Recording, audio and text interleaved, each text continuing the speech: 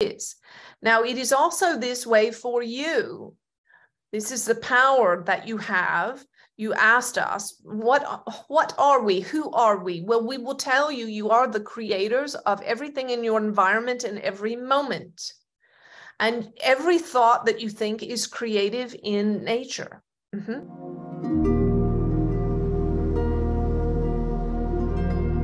I've been able to partner with Headspace to bring you a special 14-day free trial to explore all Headspace has to offer. You can think of Headspace as your mind's best friend. Through science-backed meditation and mindfulness tools, Headspace helps you create life-changing habits to support your mental health and find a healthier, happier you. Headspace is proven to reduce stress by 14% in just 10 days. It can also help you relax your mind in minutes, improve focus, and get the best sleep ever. To access your 14-day free trial, simply click the link below or head over to chrissykdm.org/headspace.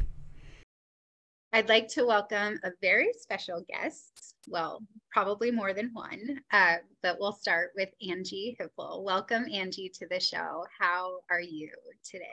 I'm doing great, Christina. Thank you so much for having me. Yes, thank you so much for being here. I'm so excited to talk to you and have an opportunity to talk to Judah as well. But before we go there, I have a lot of questions for you about channeling. So I'd like to start the conversation really basic with, what is channeling? What is channeling? Well, channeling is when you create a space in your being, your body, your mind, your emotions, for another entity to speak. Or so essentially it's like passing another entity the mic, passing them the mic, and your being, your voice, your thoughts, your emotions becoming the microphone. So it's a really unique experience. It's a little hard to describe exactly, but when your viewers see and hear it as we proceed in the interview today, when Judah takes the mic, so to speak, my voice will sound a little different. Judah stammers and stutters quite a bit. I'm not sure why. I think it's because of the enormous amount of energy that they are bringing through the power of their message. And so sometimes my tongue just kind of trips over the words. That's not something I ever do in my everyday life. But channeling is just basically becoming an open vessel. And you'll hear Judah call me the vessel. That's how they refer to me, to whatever messages they want to bring forth that are important to them. And so I love the term that they give me as vessel, because if you think about, let's say just even a bowl or a common cup or coffee mug, that is a vessel that can hold pretty much anything, right? And so when it comes to spirit or source energy or the universal consciousness or group consciousness, such as angels or other beautiful higher dimensional beings, they communicate telepathically. They're speaking to us in our thoughts. And all they need is a vessel. They just need somebody to be willing to yield the mic to them. And so for most of us, I would say probably all of your listeners are hearing angels and source and their higher self speak to them, and higher dimensional beings. They just may not be aware of it. But the universal consciousness is all around us. All of our thought forms are constantly being created and expressed and floating around in the atmosphere. And so when I'm channeling Judah, I'm just allowing them to kind of step into my being and take the mic. I'm just an empty vessel for an empty cup, an empty bowl, for whatever they want to say and bring forth. And it's not a scary thing at all.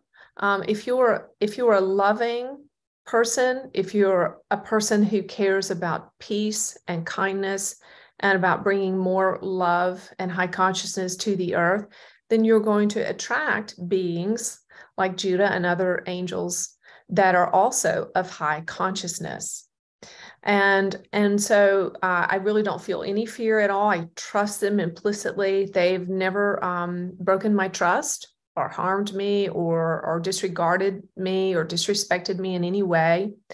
And I have the utmost trust and respect for them. So I'm what would be called, if you never really encountered channeling, I'm what would be called a direct voice channeler, meaning that when Judah kind of steps up to take the mic, my voice and manner and all of that shift and change. And you get that sense. If you know me a little bit or have talked to me a little bit, then you'll immediately sense that difference in my inflection and manner and all that. And Judah is, I'm a pretty extroverted person. I would say an ENFJ is my personality type if you're into that stuff. And I'm very easygoing and relational and connective, and I'm not very detailed. I'm kind of a big picture person. But when Judah steps in, you feel this kind of different, big personality with a lot of authority, and Judah can be a little preachy, and but definitely very, very loving. Yeah, I love how you said that. I have watched quite a few videos of yours recently, and I can see the difference. I can feel the difference. And because I watch so many, I feel like I'm getting to know Judah as well. So yeah, that's really fun. Now, you mentioned that you're not scared at all. And that was actually one of the questions I was going to ask you today, because I know from watching a few videos that you actually were raised in a Christian environment. Yes. Is that right? Absolutely. Yeah. So my curiosities are how that impacted your channeling. Was it something you let go of before channeling? Are you still Christian? Like, how does that work together? Well, about 6 or 7 years ago, I had been raised in a fundamentalist Christian tradition from the time I was about 7. And I definitely owned it as a part of my identity and my core belief system. I do believe that I had a very real relationship with the entity that I will call the Holy Spirit and the soul that I will call Jesus Christ. And somewhere buried underneath the constructs and the rules and the, heavy conditioning of ways to be and think and do was a real relationship there with those two very precious beings to me. And so I actually got a comment the other day, oh, another Bible story. Well, I had, as a child and as an adult, I read the Bible cover to cover many times. So I've got a whole library of that stuff up here in my head. And so if there's something that Judah wants to say and make a point about and bring out, it's natural for them to use the information that I have stored in my brain. So that happens. And when that happens, it's not Judah saying, the Bible is an ultimate authority and you must believe everything in it and do what it says. No, it's just them being more like the Christ, who basically was a man who was a very loving and beautiful soul, who would use everyday stories from his environment to teach. And we called them parables. And so Judah also does that as well. But getting back to your question about was I afraid? Well, I had been overtly and covertly conditioned to believe that anything like channeling was dangerous and that it could open me up to dark spirits and that sort of thing. Mm-hmm.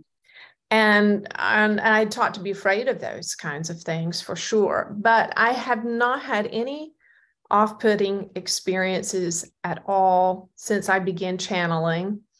I wasn't looking to start channeling.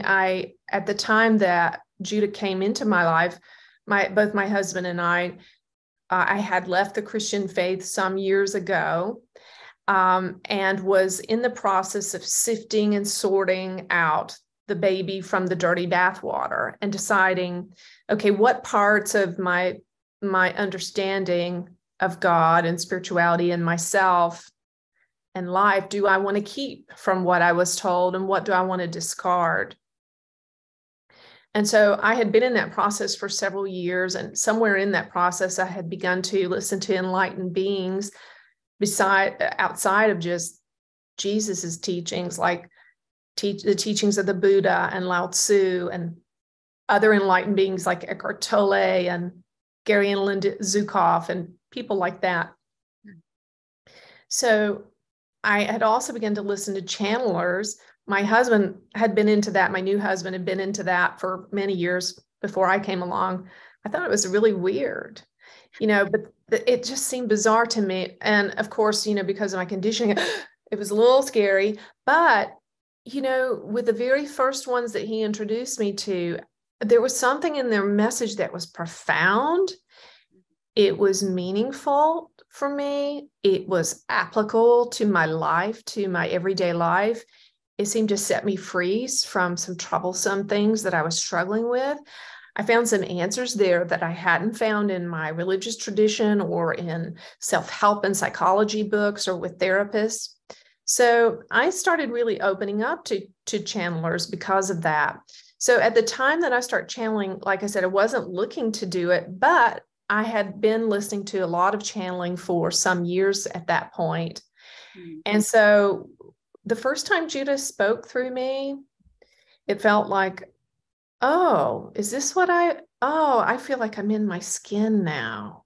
It felt like a real coming home. I didn't at all feel afraid. I felt completely safe. And the wisdom was such a treasure. How do you say no to that, right? Yeah, that's beautiful. And I love how you mentioned, I'm going to go back a little ways to how you felt that you had a strong relationship with the Holy Spirit, the entity of the Holy Spirit, and the soul, Jesus, which leads me to a question that I have personally that I wasn't really sure I was going to ask here in this platform, but since you brought it up, I'm going to just trust it. So I was raised Catholic, and there was a time where it wasn't like I was atheist. I just literally had no awareness of God, like no awareness of anything. I just was straight in my addictions. And it was coming out of that I returned to God. And I've been really into the works of A Course in Miracles lately. And it says, no other idols. So right. I'm going to be really transparent, but I'm going to, be vulnerable and say that, over the weekend when I was watching a lot of Judah's channelings, I heard many times in many different platforms, to just ask your angels, ask for Judah, they'll be there. So how, I don't even really know what my question is, but do angels work with source? I guess that would be my question. Yeah, I think I might hear your question in there, dear. I think the question is, if I talk to angels or other beings, am I being unfaithful to God? Yes. To the one true God? Am I erecting an idol? Mm-hmm. Well, if I took an apple and I sliced the apple into 5 slices and I gave you a slice of the apple, it's still a part of the whole, isn't it? So really the same thing. Mm-hmm. Yeah. And so God and source is so much broader conceptually than we can ever imagine. So my understanding is that Judah is a slice of the apple. Jesus is a slice of the apple. The Buddha is a slice of the apple. You're a slice of the apple. And so when we set forth that intention to magnify the one, the all that is, it doesn't matter if we call him Father, Mother, God, or Shiva, or Krishna, or Buddha. It doesn't matter. See, those are just words, and words are so limited, and words can never do justice to what can't be explained. The force, the life force of all things. And a lot of times we say source because that's a simple way to indicate that God is what powers everything and is in everything and all things. And so when I talk to Judah, I understand that Judah is a slice of the apple. That Judah, yes, Judah wants to answer that, dear. So we want to say we are the offspring of the one called source.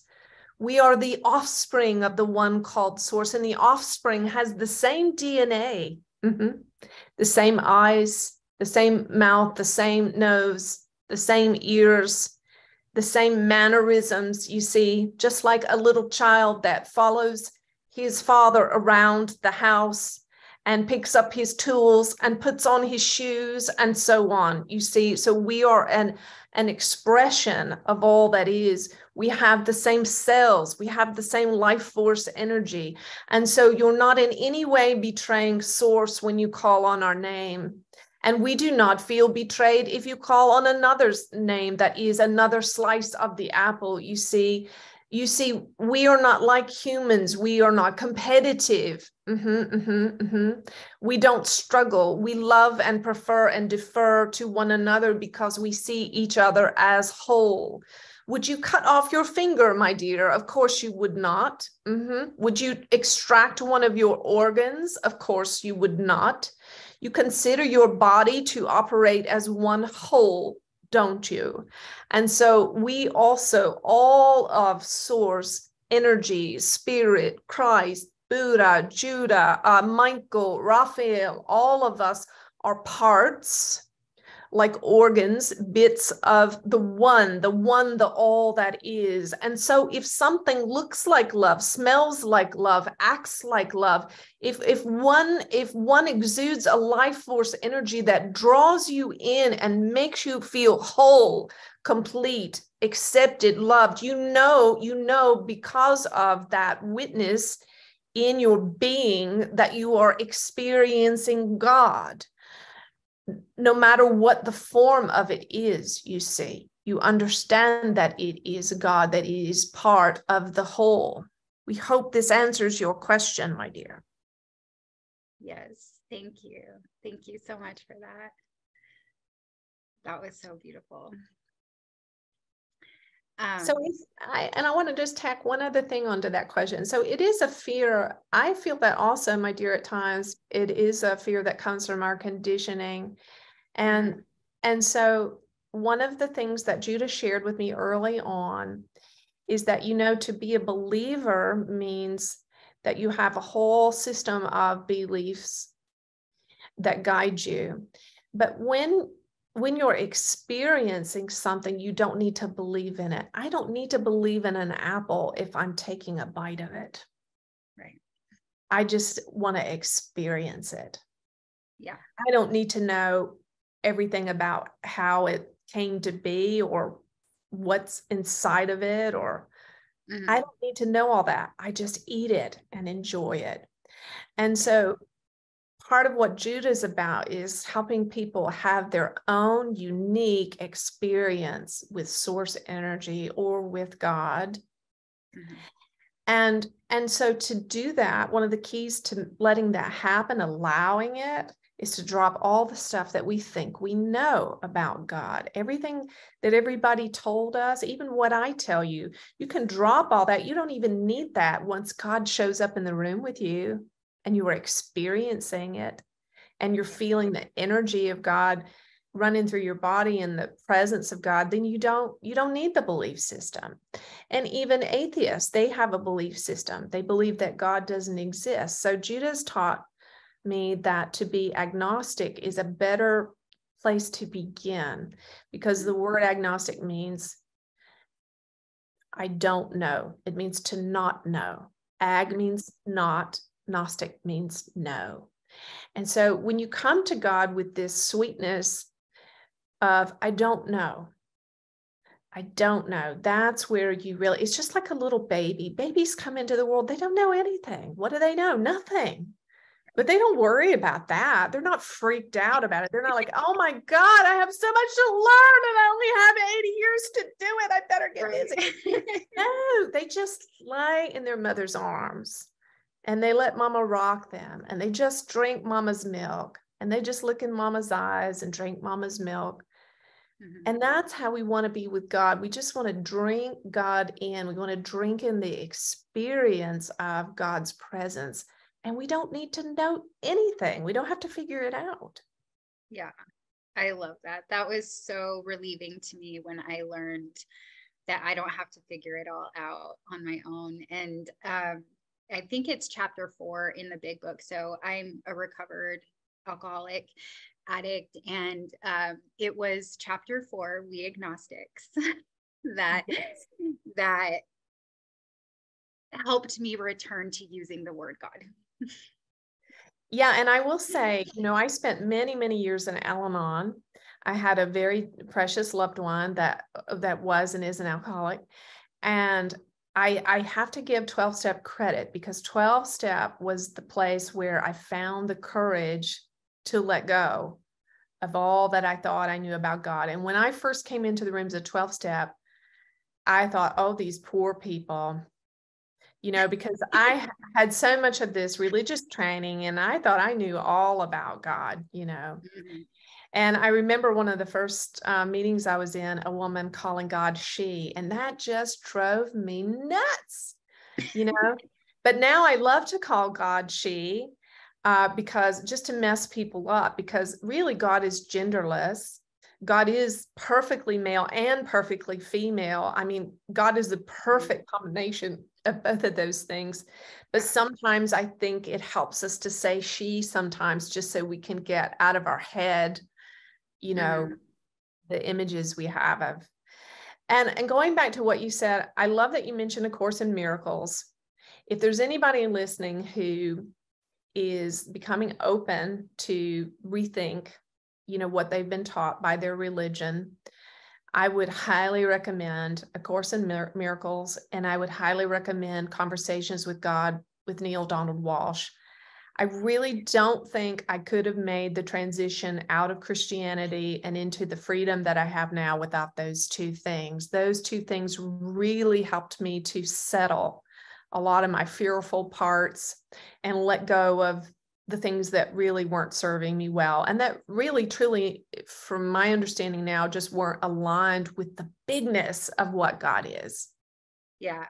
Yeah. I love that you shared that because those, for me, I've been studying A Course in Miracles for quite some time. I started studying it before I got sober. And it was through the course that I actually felt more connected to God. Like I had an understanding, and I started praying and asking God to disrupt my life enough so that I could stop drinking.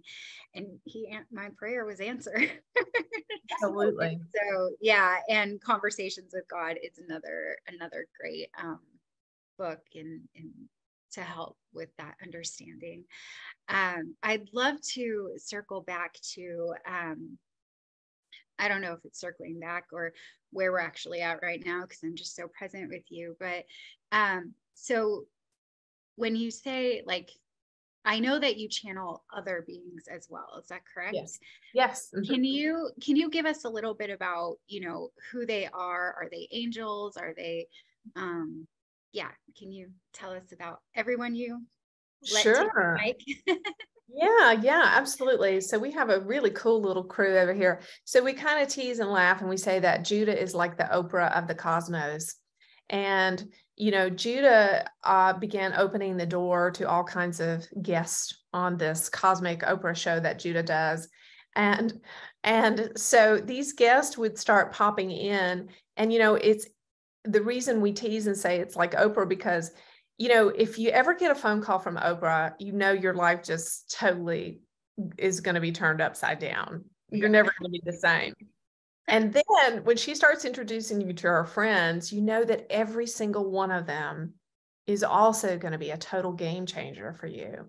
And so this is how it's been with Judah. As I got to know Judah and began channeling, Judah began passing the mic to other beings. And it took me a little time to kind of get oriented and figure out what was going on.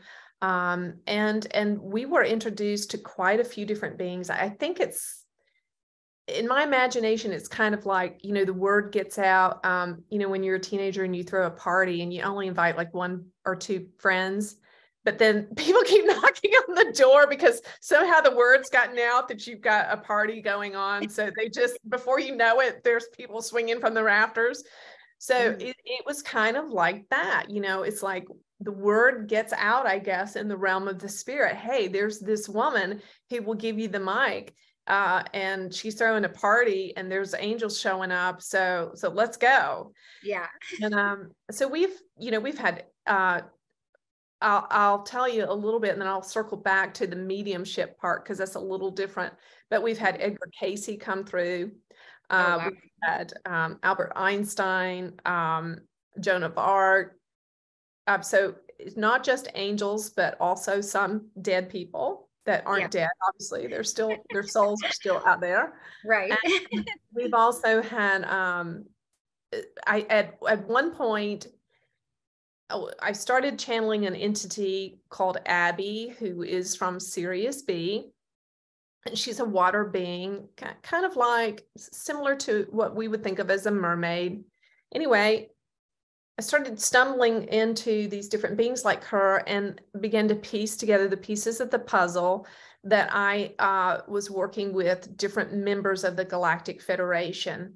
And so once the kind of introductions were made, the team kind of began to assemble, and then it became a really tight-knit team. And they come, when they come, they all come together, all 5 of them, and we talk together about things that are completely different than Judah. Judah is about helping people like you and I to wake up, to get free emotionally, mentally, spiritually, and physically, and to begin evolving into much higher levels of consciousness and moving towards our own personal enlightenment. That's what's important to Judah. Now, these other beings, they are from the Galactic Federation, and they have a different intention in mind. They are working with folks like myself who are willing to give them a voice for their messages to prepare us for what's coming in the realm of disclosure. And what I mean by disclosure is, as they've explained, there's a time coming much sooner than we think when everybody in the world will have their eyes open to the fact that there are other interstellar races out there, alien races, extraterrestrials, interdimensional beings, whatever you want to call them. They've explained to me that sometimes when people are being visited by spirit beings from the unseen realm, they think they're angels, and they are. Sometimes they think they're angels, and those beings are actually ETs from other races. Sometimes people are being visited by ETs and think they're angels, and vice versa.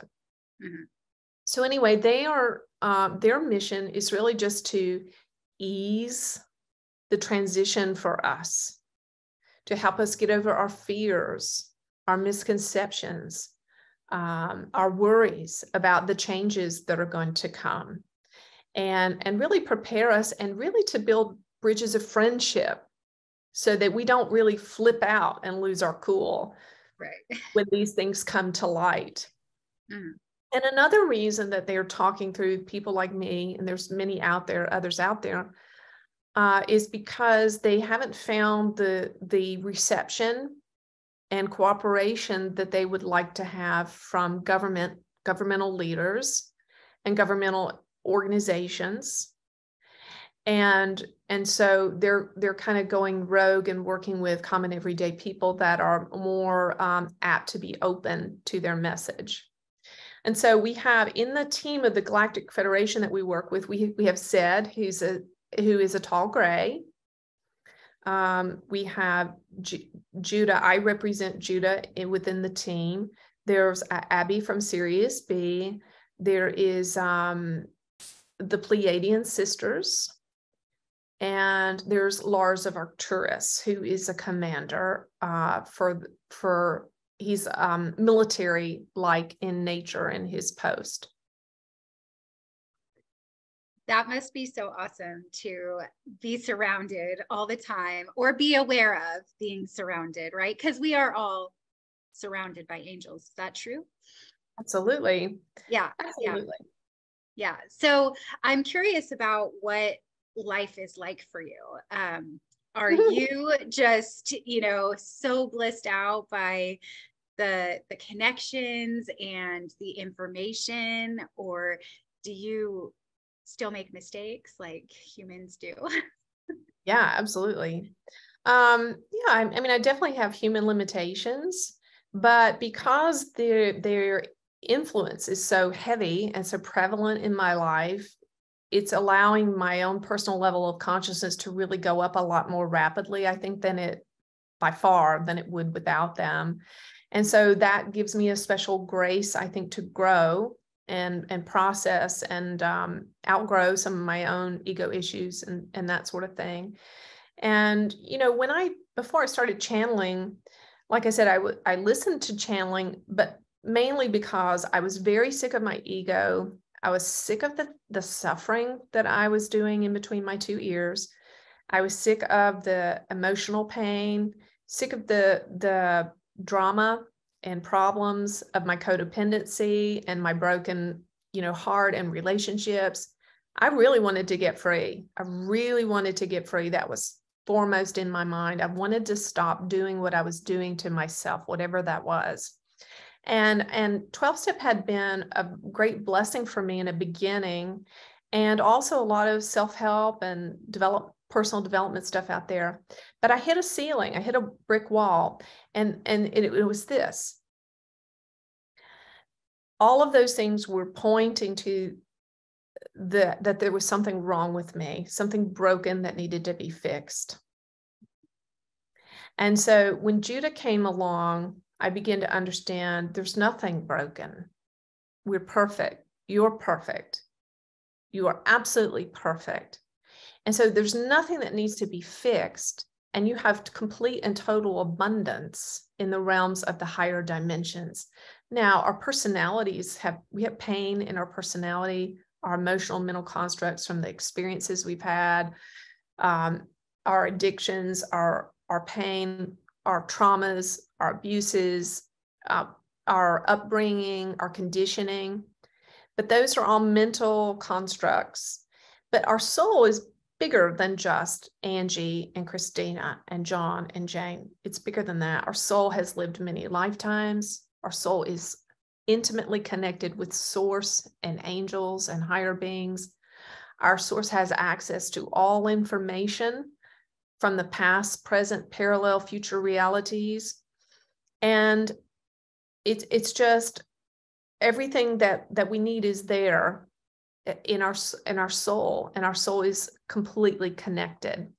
And so I had to make a leap out of what I was doing because it wasn't working. It wasn't helping me anymore, and learn how to live as a soul. So it is my aim to live with my soul speaking through everything that I'm doing and thinking and feeling. And my life, it's been kind of crazy. This is my second year of channeling. The first year or so, I was running so much power and energy through my physical body that I had to have some time to kind of adjust. So I felt a lot of times like I've never really done drugs. I've smoked pot a couple of times in my life. That's it. I've never really done drugs, but I felt like I would imagine people feel when they're high.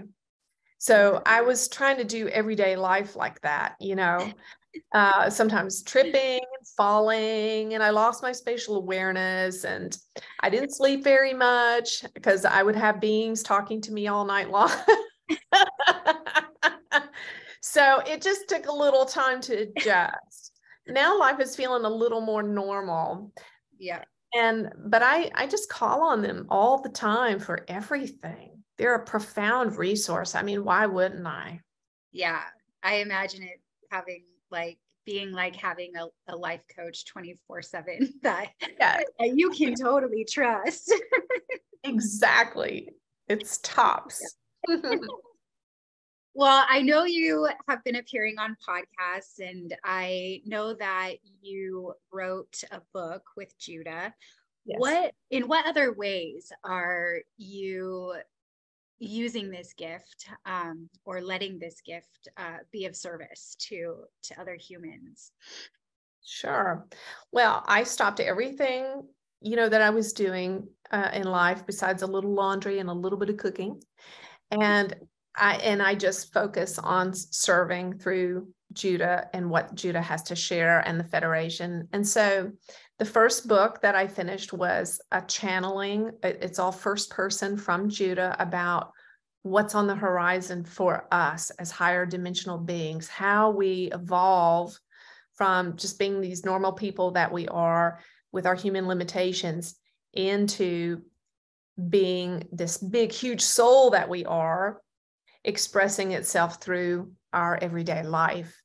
So there's a lot of great stuff in there. And then right after that, I started to work on a course, and I literally put down dozens of hours and over 300 pages of everything that I know that might help somebody get free. Everything I've been through, everything Judah's taught me, I put it all down, worked really hard on it for almost a year. And it's in this beautiful course called the True You Accelerator. And in the course, you learn how to become your higher dimensional self in a very practical, real way. You learn how to clear out old perspectives and conditioning and emotional, historical energies that are tripping you up. You learn how to get rid of all that. You learn how to channel. You begin talking to angels from day one. You learn how to meet your guardian angel and your other spirit guides, and how you cooperate with them, how you employ them to manifest, to be the creator that you are. And it's just a brilliant way for anybody that wants to fast track their freedom towards enlightenment and towards awakening. We've got tons of people that take the course with us. We have a blast with them. Let's see, what else do we do? I do tons of personal sessions. I'm booked out several months in advance usually, but they're a blast. And we just get right in there with Judah, and whatever it is that you want to be free of or you want to create, we just get the ball rolling on that. And let's see, what else do we do? Oh, on Sunday nights, we're live on YouTube every Sunday night at 7:00 Eastern Standard Time. And we have a ball. We have about 1,000 people that gather at this point.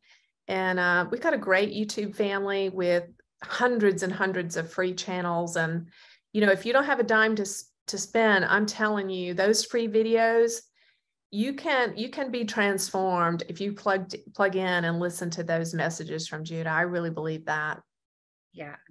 Yeah, I agree. I watched, I think it was this Sunday, I watched your live. Now you also add music to those. Yeah. Is that channeled too, or is that coming from you? Yeah. Oh, it's a great collab with Judah. Well, Judah, the whole collective, there's about 350,000 angels, and the word Judah actually means praise.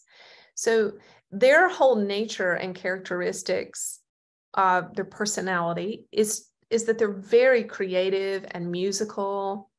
And they once told me, I love this, I've never forgotten it, that their angelic bodies are like calliopes.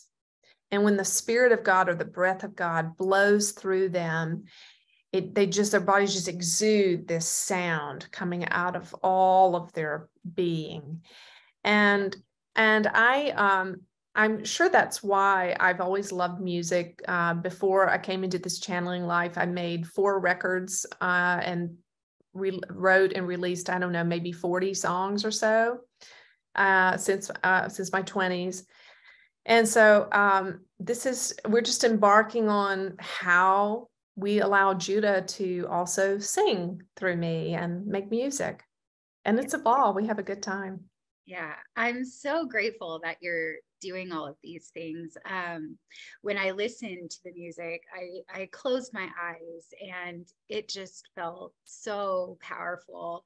And I don't know if you are familiar with Lee Harris, but he also Yes. does music with disease. Oh, Yeah, it was very familiar to me when I listened to your music from listening to his. So I'm just so grateful that there are people and beings that are all here for the same thread of helping people wake up to who they really are.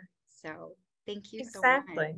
Yeah. And if there's anybody out there listening and maybe you don't feel like you really have a connection yet or a conversation going with your guardian angel or whatever, Judah is there to help people on board into their spiritual life. And, a lot of times people ask me, well, can I ask Judah about this or that or for this and that? I'm like, oh, yeah. And you don't need me.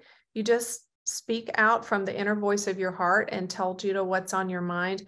And we do get stories of people that literally get miracles. They ask Judah for a thing and it happens. There was one this week. Last week, I got an email from a guy who's was in West Africa, and his little 4-year-old son had malaria, and he begged his dad to take him to the hospital, and the dad couldn't afford to take him.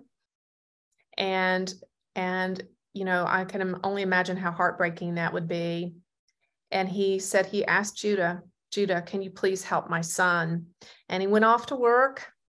And he said, just, while he was in his day, he had the thought from Judah, what do you want to see? What do you want? And he said, Judah, when I come home, I want to see my little boy running out to meet me. And sure enough, when he came home from work that day, his little boy came running out to meet him. The fever was gone and he was well. So, if you don't have your person, your angel person yet, you can talk to Judah, and Judah's definitely big enough to handle many, many, many. He's like Santa, right? He can get to everybody's house in the same night and drop off presents for everybody. Right. We're so used to calling on Jesus, we can call on Judah too. Yes. And Jesus, of course, is busy answering many prayers all the time around the world. Very, very busy souls. Well, that actually was one of the questions that I was going to ask Judah is, can we talk to Judah now? Absolutely. All right. Fire away. What's your question, my dear? Well, I have a bunch of other ones, but down here. Ask whatever you want, my dear. We are here to serve you. Mm-hmm. Okay. Well, how can we connect with our angels? Well, first you must know that they're all around you all the time. The reason you may not feel they are there is because you don't see them with your physical eyes. However, the vibration of angels is so fast that it is beyond the capacity for your eyes to see unless we touch your eyes with a specific gift there to see them. But you may see them as flashes of light, or surges of light in the room. Many times the lights will flash in the room here. But just know that we are there, and just ask for what you want and need. When you pick up the phone and dial a friend or a family member, you don't necessarily know that they are there, but you still do it in faith, don't you? And you don't understand exactly how the phone works, but yet you still use it. So all you need to do is talk to us like you would anyone else in the room.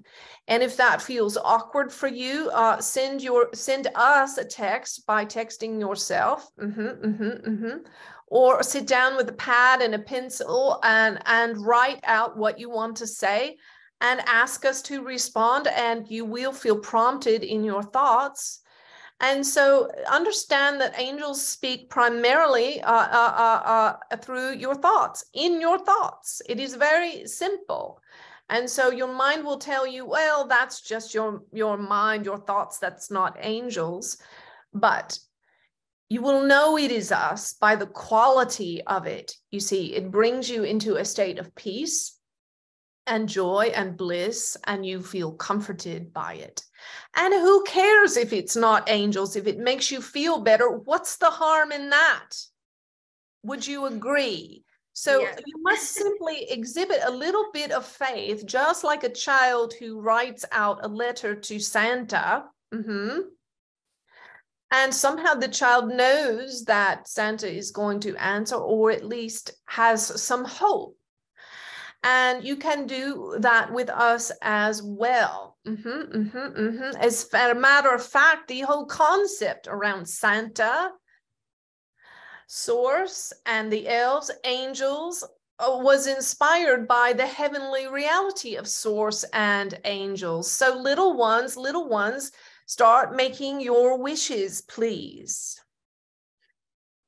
Thank you so much for that. Judah, can you tell us, so my intention for this podcast is to help people return to the truth of who we all are. What is the truth of who we all are? The truth is, you are the offspring of your Father, Mother, God.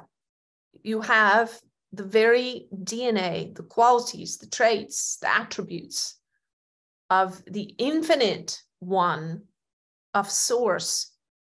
You are unlimited. You are not limited by time and space. Your soul is immense and vast beyond what you can imagine. You are capable of the miracles even that Christ performed, and even greater. You call them miracles because they don't seem to be very common, but in truth, in the higher realms of heaven, they are the norm for us. You see, here we think a thought and it is. We think a thought and it is. We think a thought and it is. Now, it is also this way for you. This is the power that you have. You asked us, what are we? Who are we? Well, we will tell you, you are the creators of everything in your environment in every moment. And every thought that you think is creative in nature. And the more you think it, the more you're going to create it. So careful what you think. And when you add words to what you think, it is even more powerful and more likely to manifest in the material realm. But you are a fractal, a slice, a microcosm, a reflection, a part of God. And just as God created the heavens and the earth and the stars and the trees and the sky and so on, you are creating all the time, everything around you. And so of all things we want you to know, we would ask you to embrace the truth of this, that you are the creator of your reality. And we know what you're saying. You're saying, well, what about this? And what about that? And what about this terrible trauma and this abuse and these things?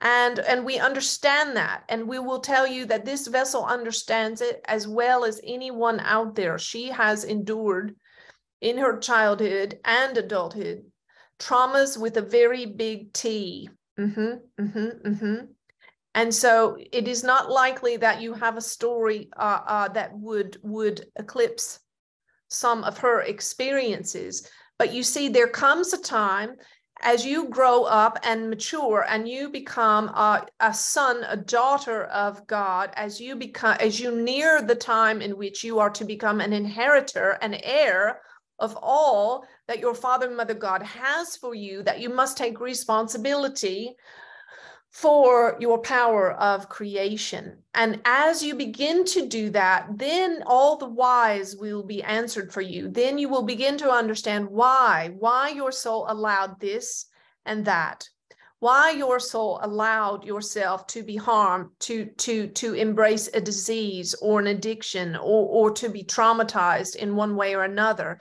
You see, as you come into awakening and you embrace the reality of this truth, that you're the creator of your own reality, then you will make peace with your pain. You will make peace with it, and you will understand that it is making you into the very image and nature of God and giving you a deep and compassionate nature. Mm-hmm. Thank you. Something else I wanted to ask is about what direction. So what should we as humans, I understand we chose to be human, we chose to come into play in this reality. What should we focus on while we're here? Focus on what makes you feel lighter, brighter, better, not to the exclusion of your interior work, but focus on welcoming all things and leaning a little more closely into love and trust, leaning away from fear and doubt. Lean towards the thing that's closest in your environment in this very moment, to love and trust and feeling well, loving yourself through and through and through and through every bit of yourself, the good, the bad, the ugly, everything in between, accepting yourself all through all of it. This vessel was working with a woman this week who had been many years sober and recently had a slip. And it was a big one. And we asked her, dear, can you pull that part of you, the part of you that blew it, up onto your lap? Can you hold her? Can you rock her? Can you love her? Can you accept her as she is? This is very, very important, because she will continue on in these slips until she loves herself implicitly, no matter what. So to get on the path, to be on your path being your very unique and own path. It is a pathless path that can wander here and there and everywhere. It can go to the highest heights, the pinnacles of success, or to the lowest gutters of even degradation and humiliation.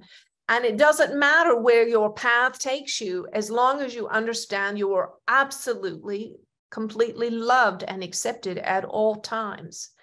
And so whatever you can do to lean in towards love and feeling a little bit better than you did the moment before, that is a step towards realizing the self.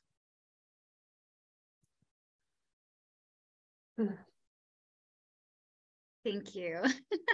Great question.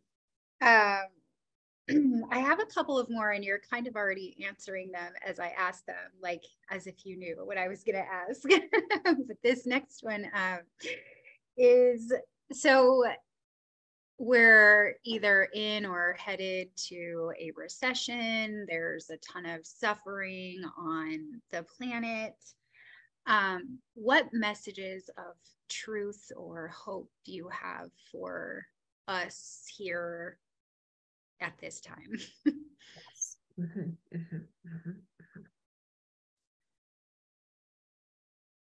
Excellent question. Well, there is a lot of suffering, but suffering is expounded and expanded by the attention that is given to it. And suffering originates primarily in the mind, with very few exceptions, we would say. There are enlightened people who are hungry and they don't suffer because of it. There are some who you can hold a gun to their head and threaten and intimidate them, and they will not suffer because they live in trust. Their lives have been surrendered to all that is. And so suffering emanates primarily from the mind. And so if you want to grow out of suffering and towards joy, Extract yourself from the suffering of the collective mind. Because you see, when another is suffering, if you watch their suffering and you choose to suffer along with them, then there are two who suffer. And this has not set either of you free, and it's only brought you into the bondage that the other is experiencing, you see? And so there is a sort of, the ego would like to put guilt on some of you if you don't give attention to the suffering of others. It will say, the ego will say, well, if you were a loving and caring and kind person, then you would suffer along with these who are truly suffering, you see. And this is a lie. It is a deception, because what it does is it is a trick of the ego to get you to give your permission and your attention to growing more suffering. And this helps no one. And so what is of help instead is to do your own interior work, find your joy, find your place of gratitude and thanksgiving. Observe what others go through. Say a prayer for them. Give them your loving intention, but you do not have to get into the flow of a rushing river of suffering. Instead, stand on the bank of the river or watch the river rush and keep your feet solidly on the ground. The law of attention is very, very important in these coming times when there is so much suffering. What you give attention to will grow. What you withdraw attention from will die. And if there are enough people who can be committed to the truth of this concept, if there are enough people who will withdraw their attention from war, from rancor, from conflict, from division, from political milieu, from suffering at disease, if enough people can withdraw their attention and give their attention to light and love and consciousness and awakening, then a different kind of flow can be established in the earth, a flow of spirit. And things can begin to change and move in a different trajectory. Instead of financiers robbing the wages of the everyman, there can be conscious businesses arise who are generous to the everyman and who value the inner man's soul and heart and their family and the contribution of their time as a gift of spiritual energy, and reward them accordingly, you see. And that is just one example of what can be created if the attention is moved in the right, we will say not right, but a better, a different trajectory. I love that. This is so fun. I can feel like energy throughout my body when Judah talks. Like, this is so fun. I have more questions if that's okay. Yes, please. For Judah. Okay. I have one more question that was really burning. And that is how, like, as humans, we have beliefs, we have conditioning, we have trauma. Can we, or how do we heal those? Do we have to take like a long journey into healing, or can we do it quickly, or is it a combination? Or maybe I'm off completely. No, not at all. Well, we would say it's not a long process. It's a matter of moving the energy of pain out of the being, out of the physical construct. Now, we have put in writing all the nitty-gritty of the how-tos in this vessel's course, how to get yourself free. we will say there are many caring healers, therapists, counselors, and so on. But this process does not take 20 years. Angels can make quick and light work of clearing old historical energies. And you see, one of the difficulties for those who want healing from trauma and pain is that many times it is a repeated pattern from many past lives. And so if the person does not have awareness of this, they can see a counselor till the cows come home and not deal with it because it's rooted in a past life, you see. So the trauma, the original wound, the original pain, the original offense goes into the heart as a seed, generally, usually into the heart of a child, a very innocent and precious child. And this is the way of darkness. You see, darkness understands that if they can wound and harm you as a child, then they can bend and break the spirit. And so understand that we understand these are childlike issues from childhood. You just may not know how to deal with it. But see, it's very simple. We're going to give you a tool here. This is your $1 million tool. Are you ready? When you are in this moment, let's say today, perhaps someone makes you angry or really hurts your feelings, or you're enraged, or you want to get drunk, or whatever your issue is that happens to you today, the thing you don't want. When it happens, you say, Judah, angels, Lord Jesus, Holy Spirit, whoever you connect with, this that I'm going through, this, will you please tag this emotion, this energy, this pain? Will you tag it? And will you go back to the original cause of it? And will you pull it up by the root and rid me of it forever?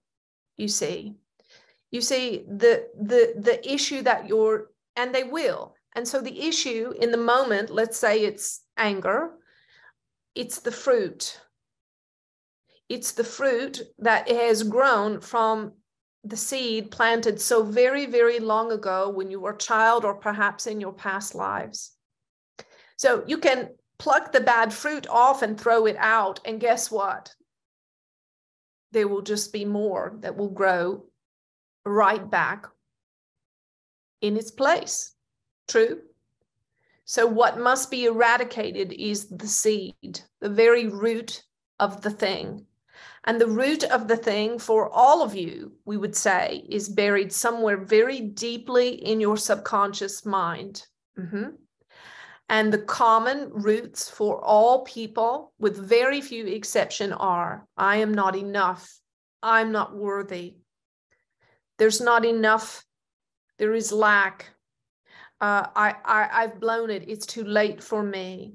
No one loves me. I am unlovable. These are the very common ones, and everyone has them. And so when you see the fruit appearing in your day, don't go digging around in the dirt. You're not an archaeologist, okay? Instead, if you see the fruit, you say, oh, this fruit looks like bitterness. Judah, will you please tag and treat the original root of this bitterness? I don't know where it is. I don't know if it's from today or last week or 20 years ago or 5 lifetimes ago, but you know. And I know that you know, Judah. So will you please tag it and treat it and eliminate it permanently from my life? So here's the script. We'll give it to you again so you can hit the pause button and write it down. Angels, will you please tag and treat this? And will you trace it back to the original wound? And will you pull it up by the root? And will you eliminate everything that has grown out of it? And will you please make this a complete work in all realms of time and space, past, present, parallel, and future realities? And may this never be a part of my being again. Thank you.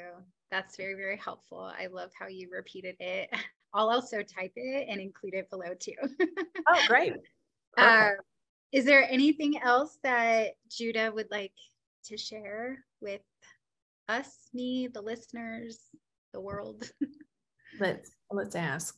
Well, we will say to you, dear Christina, that we are proud of you for being brave and embarking on this new journey. And we want to put a blessing over you, everything in your life, and this new vehicle that you have created for spirit. And we want you to stay encouraged and keep asking for help and dream very big. And we want you to dream. And we want you to see that screen with that 1 million subscribers.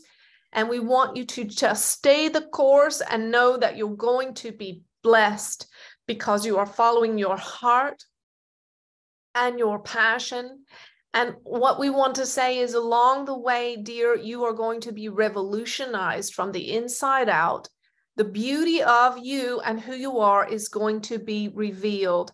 And even as the years go by in this work and you grow into the beautiful woman you are becoming, you are going to grow in so much wisdom and stature. And because you are beginning young, you are going to make great strides, acceleration in awakening and in your own personal enlightenment. And you will have much to offer, many.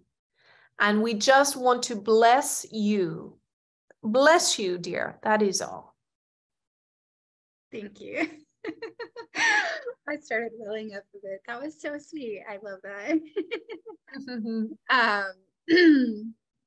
I'm gonna watch this many times now again after we're done. So I'm curious, how does it feel for you when Judah is talking? Are you there? Are you somewhere else?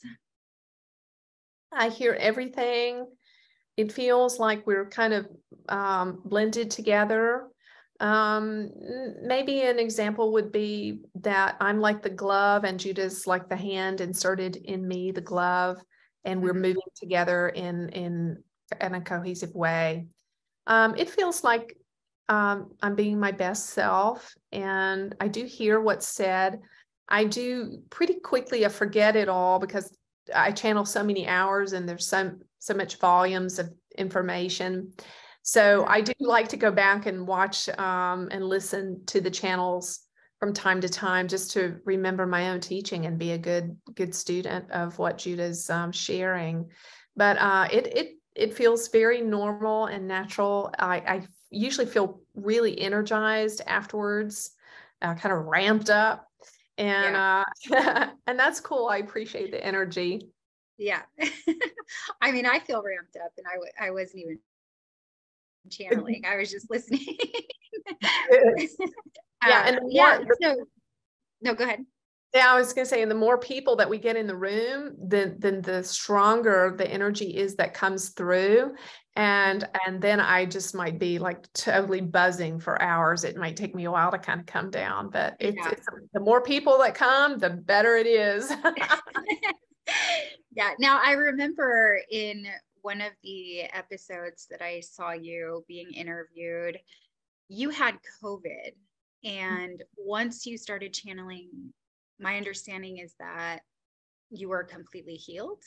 Yeah, I was instantly healed. I mean, after a few hours after the first channeling, I thought, wait a minute, wait, I feel good. I'm okay. And I had been really chronically ill for 2 years, and my energy level was so low that there were days that I couldn't go up and down the stairs in my house. Most days, I couldn't cook dinner, do anything besides just sit around or lay in the bed. And this had been going on for 2 years. And it was pretty tragic because I had been, healthy my whole life. So it was really unexpected and hard to deal with. And it was especially hard to deal with on an emotional level because I didn't know if it was ever going to change. There were no answers from medicine about what was wrong. And because it was COVID related and the disease was so new, there wasn't any information out there about how to help long haulers. So I didn't know if I was ever going to be well again.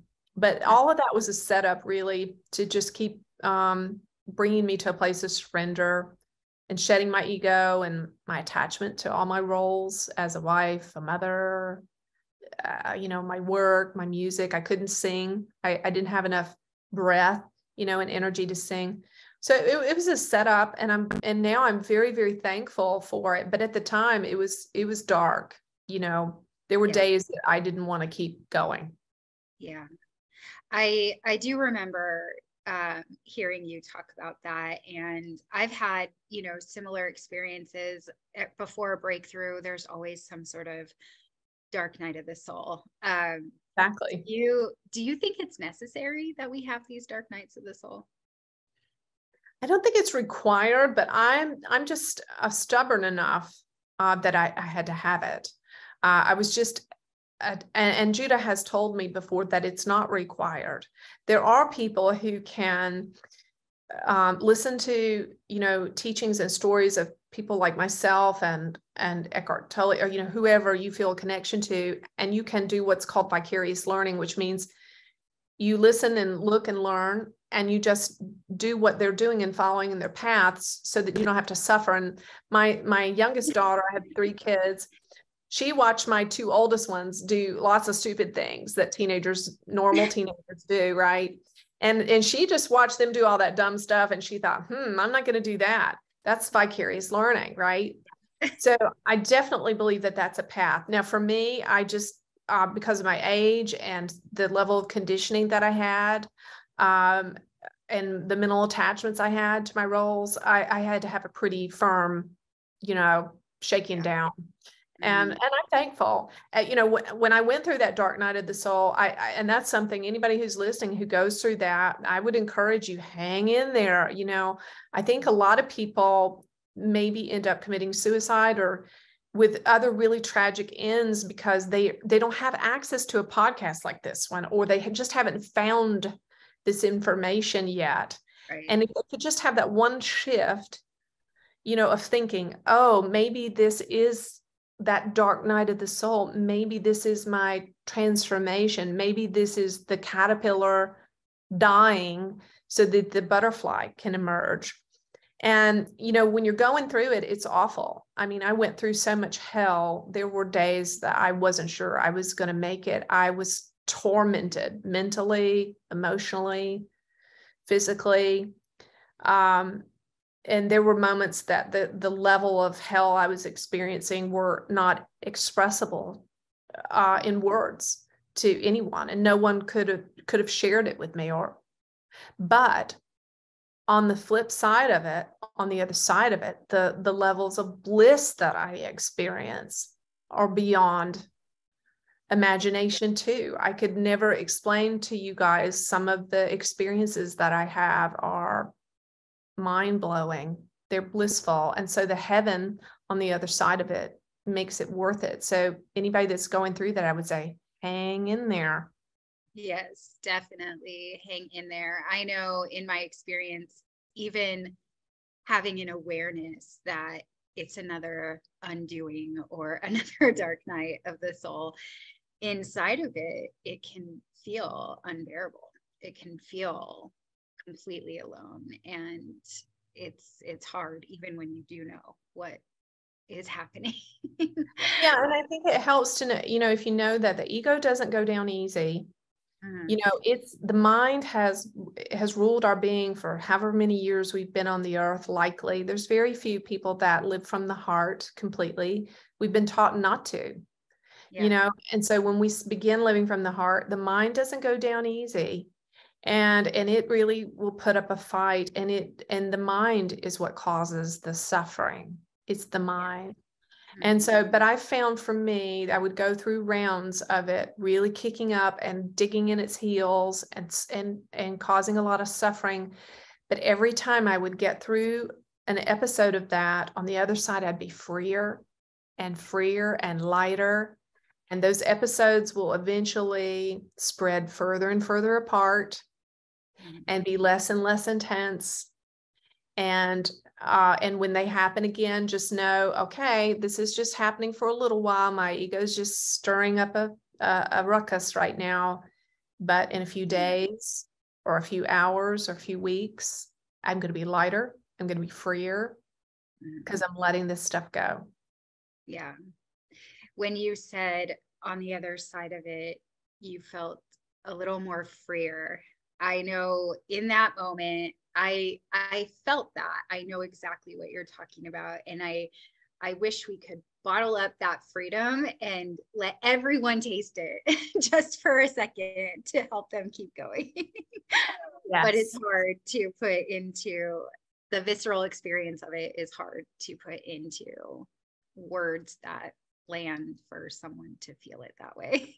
So, yeah, so I know we've been talking for quite a while, and I have a couple of questions that I like to ask all of my guests. So I'd love to also know what Judah thinks. So whoever wants to answer would be welcome. So the first question I have is, how would you define God or source? Judah will answer that. Oh, God is the nameless and unnameable.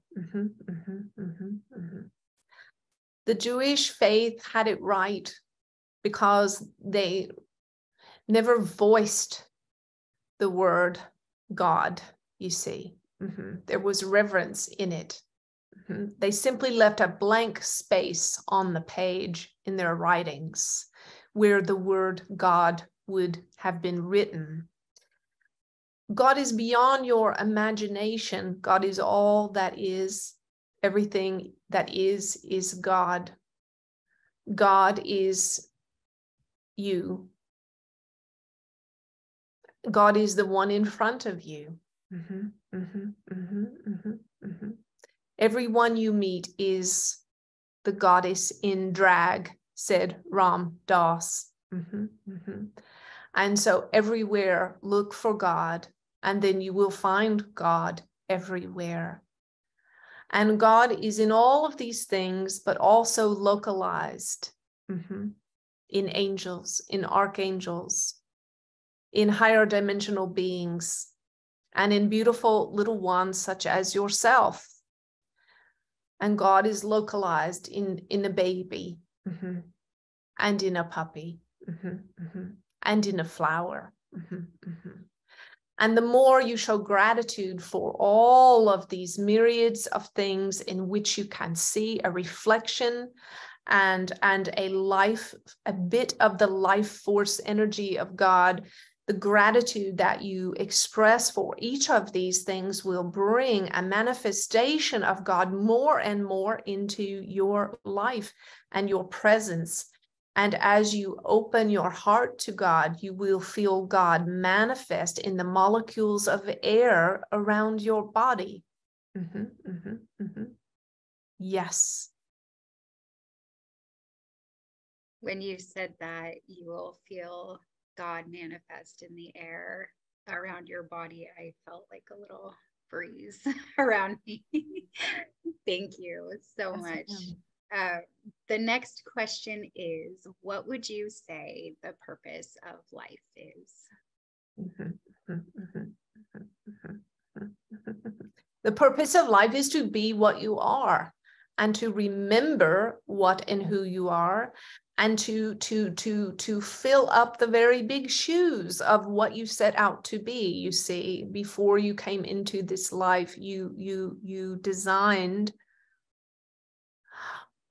We will use a metaphor, a beautiful, ornate, exquisite pair of shoes, cosmic shoes, we will call them. And you put all of your love and care and creativity and thought into these shoes. And so your job in this life is to fill up these big, beautiful shoes, to dust them off, uncover them, look at them, ponder what it is that you want to be, how you will fill these beautiful shoes, and then dance in these shoes, my dear. Put them on your feet and dance in them, and let your soul self grow into these big cosmic soul shoes of yours, and keep dancing all the while. I love dancing and I love shoes. The metaphor was perfect. It was perfect for you. I've never heard that one before, so it was just for you. As soon as he said shoes, I was like, I know this is like personal. All right, the last question, and I don't know if this would be appropriate for Judah or not, but I'm just going to ask it, and whoever wants to speak can. So if you could take one piece of wisdom that you have now and offer it to a younger version of yourself, any younger version, maybe one that was struggling or not, what would that piece of wisdom be? It would be that you're absolutely perfect and you don't lack anything at all. You don't lack anything. You're absolutely okay exactly where you are. And love your flaws, love your foibles, even the absence of what you think should be there or should be a part of who you are. Love even the absence of those things, and be what you are. Be what you are. Thank you so much, Anjie. Is there anything else that you would like to add before we close today's? No, thank you. I hope everybody will come by thejudahchannel.com and join our family. We do have one of my favorite things we have is called Daily Quotes. And when you sign up for that on the email, every day you get a short little paragraph that's like the golden nugget from the channel that you just want to make sure you didn't miss. And you get one of those every single day. I really look forward to every day rolling over first thing when I wake up in the morning and opening my email and reading my daily quote from Judah. And I always think, wow, did Judah say that? That's amazing. That's exactly what I needed to hear.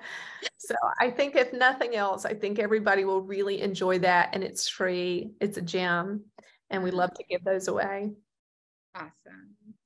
Well, we will include all the links to your YouTube channel, to your website, so that everyone can get subscribed. I've noticed I look forward to Judah's daily quote too. So good. Welcome, everybody. Welcome. Yeah.